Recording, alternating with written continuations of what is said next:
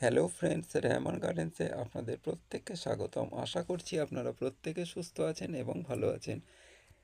আজকে যে ভিডিওটা আমি আপনাদের সঙ্গে শেয়ার করতে চলেছি, এটা হচ্ছে একটা জাম গাছের ভিডিও। এটাকে আমরা সাধারণত হোয়াইট জাম বা সাদা জাম বলে থাকি। এটা বছরে একবারই হয়ে থাকে, আর বিনা পরিচর্যায় এই গাছ প্রচুর পরিমাণে ফল দিতে সক্ষম। যাদের ছাদ বাগানে এখনও পর্যন্ত এই সাদা জামের গাছটা নেই, তারা অবশ্যই এই সাদা জামের গাছটা লাগান। জেনুইন কোনো নার্সারি থেকে এই সাদা জামরুলের গাছটা আপনারা কিনে এনে বসান। এই জাম কিন্তু প্রচুর পরিমাণে ফলন হয়, আর এই জাম খেতেও কিন্তু যথেষ্ট ভালো।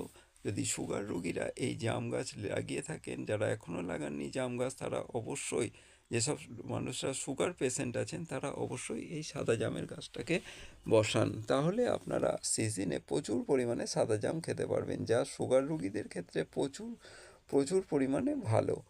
আর সুগার রোগীরা যদি এই সাদা জামটাকে এখনও না লাগিয়ে থাকেন, তাহলে অবশ্যই এটা ওটা না খেয়ে এই সাদা জামের গাছটা অবশ্যই বাড়িতে বসান। তাহলে আপনাদের কি দুটো দিক একসাথে হবে। এক হচ্ছে আপনাদের জাম খাওয়া হবে, আর 2 নম্বর হচ্ছে আপনাদের সুগার রোগ এই জাম জাম নিয়ন্ত্রণে রাখতে পারে বলে বিজ্ঞানসম্মতভাবে প্রমাণিত। সেই জন্য আপনারা এই সাদা জামের গাছটাকে অবশ্যই বাড়িতে বসান।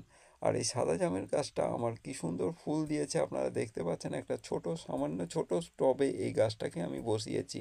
এটা 1 বছরের গাছ, আর এর একটা পাতা নেই দেখতে পাচ্ছেন, কিন্তু ফুলে ভরে গেছে এবং ফুলগুলো ফুটতেও শুরু করে দিয়েছে। এই জাম গাছটায় আগের বছরেও কিন্তু ফল হয়েছিল, কিন্তু সেটা বিভিন্ন রকম পতঙ্গ বা আহ, বিভিন্ন পাখিতে এইগুলোকে খেয়েছিল। আমরা খেয়াল করিনি, যেহেতু বৃষ্টির সময় এই জামগুলো হয়েছিল, সেই জন্য আমরা খেয়াল করতে পারিনি। আপনারা অবশ্যই এই জাম গাছ আপনাদের ছাদ বাগানে বা বাড়িতে যদি জায়গা থাকে, তাহলে অবশ্যই একটা বসান। এর কিন্তু কোনো পরিচর্যা লাগে না, পরিচর্যা ছাড়াই হয়। ধন্যবাদ সবাইকে।